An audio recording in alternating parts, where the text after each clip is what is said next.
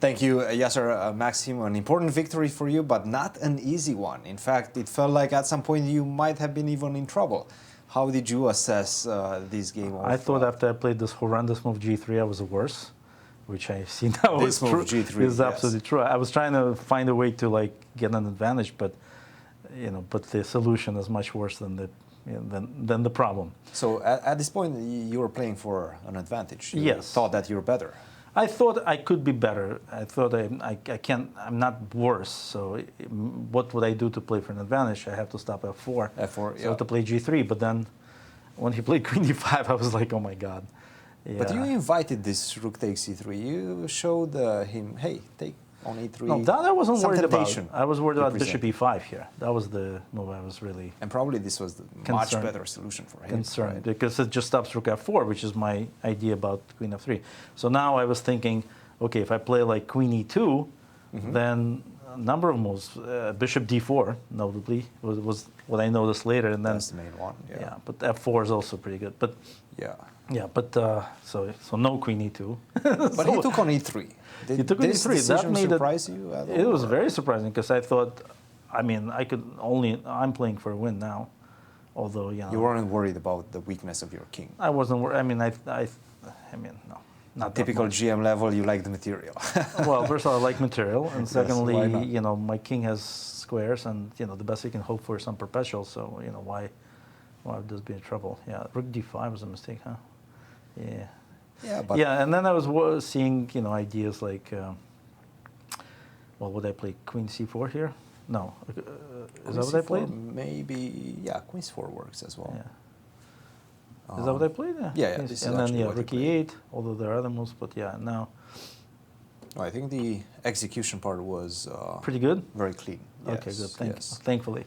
Yeah, I didn't want to play E4 because who knows, but although obviously it's a good move, but I'm like if I take on E4, I want my queen to go to E8, so I played rook C8 first. Minimal difference. Yeah, and then I'm like, okay, but this is got to be completely. So wait, hold on. Before I played rook C5, I actually thought about playing A4. Before rook C5, but then bishop D6, and it's bad, but it's like at least. So I was because that saves the tempo over the game, right?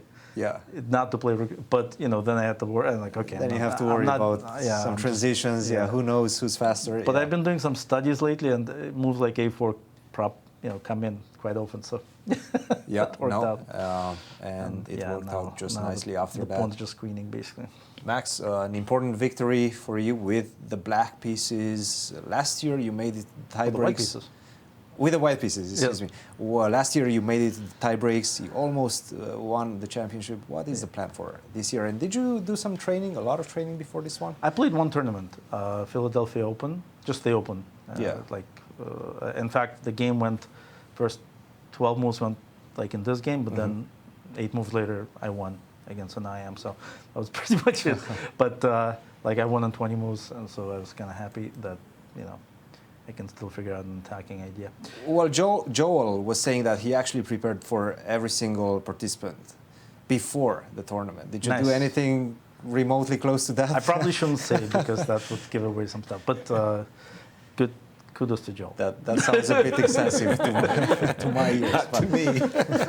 Guys, join the conversation. No, just congratulations, Max. I did have one question because it had the appearance to me, perhaps it wasn't. Did you blunder at just this moment? Objectively, probably it's equal, but you have a superior pawn structure, right? You have the potential of creating a candidate. But Black is thinking bishop h6 and rook e4. Right. And so you went c4, he took it. And he took another one of your pawns. You didn't blunder d4. No, of course, because I understood that once the d pawn's gone, my bishop is alive, and I can always win one of the pawns. So I should be at least equal, and probably at most equal, but equal. Right. So rather than playing your move rook d1, and the sequence went c4. Takes on c4, it's not easy because the h pawn is a target, and so is bishop. My queen has to leave because bishop h6 is an idea. So how So do I? a move like, for example, queen f3 or Yeah, queen c3. f3 I didn't like because of takes on f5, and then f4 is a threat, and I couldn't understand why You mean I would be okay here. Yeah, I thought I could be worse. I see. Okay. Yeah, because bishop f6 is also a threat. So right. at the very least, I'm going to trade on g5, and the rook comes to e2, which is not what I want. Not ideal.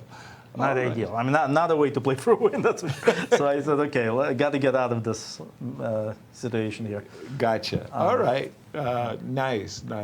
Well, a nice turnaround, and good luck in your campaign. Thank you. Yes. Thank you. Absolutely.